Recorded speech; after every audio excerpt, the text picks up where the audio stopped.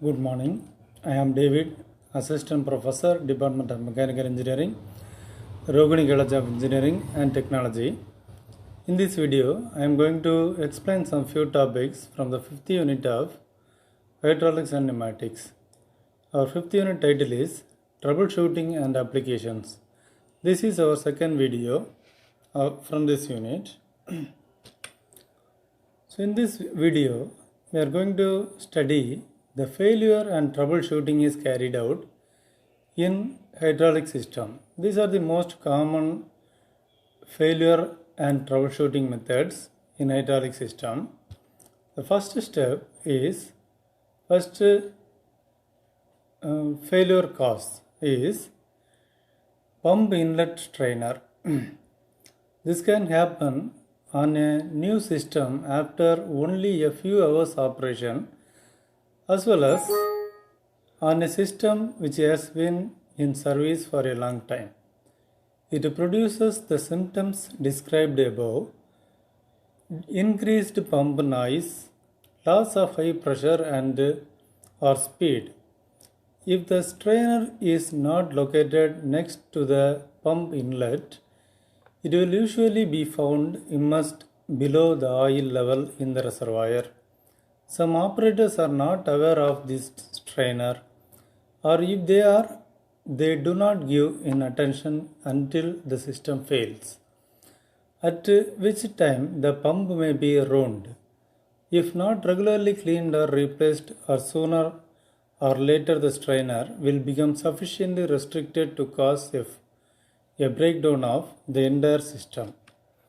The second cause may be pump and relief valve. If cleaning the pump inlet strainer does not correct the trouble, isolate the pump and pressure relief valve from the rest of the system by disconnecting the plumbing at point B and capping the both ends of the disconnected lines. The third cause is pump and relief valve. Further testing must be done to determine whether the pump or relief valve is at fault. If possible, disconnect the tank return line from the pump valve at point C.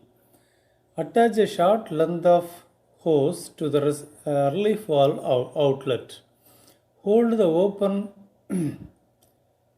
end of the hose over the tank filler opening where the rate of oil flow can be observed. Start the pump and run the relief valve adjustment up and down while observing the relief valve discharging flow.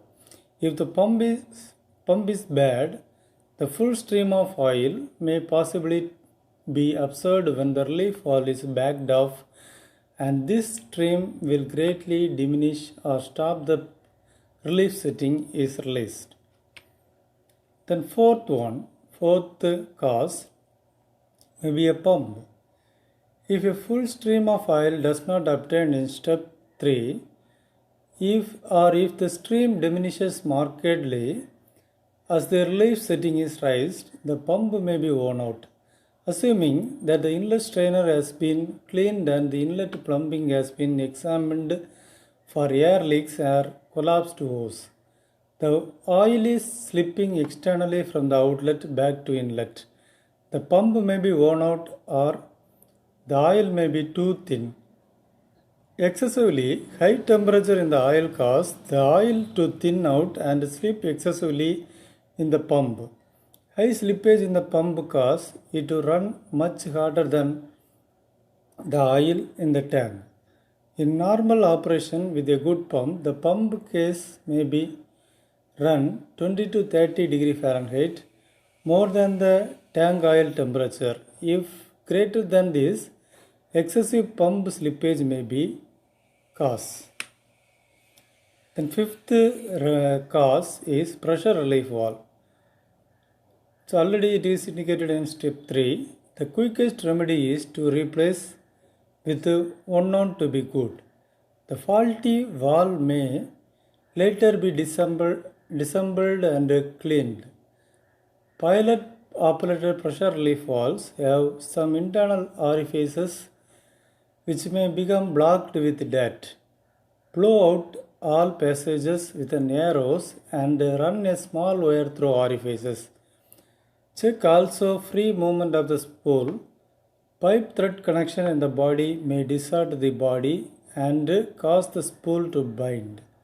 If possible, check for spool bind before removing threaded line connections or while testing on the bench. Screw pipe fittings tightly into the port threads. The last cause may be direction control valve. If the cylinder has been tested for piston leakage and found to have a reasonably tight piston, the four-way direction valve may be checked for excessive spool leakage. It is rare that a valve become worn so badly that the pump cannot be built up full pressure, but it can happen. Symptoms of excessive leakage are a loss of cylinder speed together with a difficulty in building up to full pressure even with the pressure relief adjusted to high setting. This condition would be more likely to happen when using a pump with a small displacement operating at very high pressure and might have developed gradually over a long period of time. So these are the possible causes and remedies of hydraulic system breakdown. Thank you, students.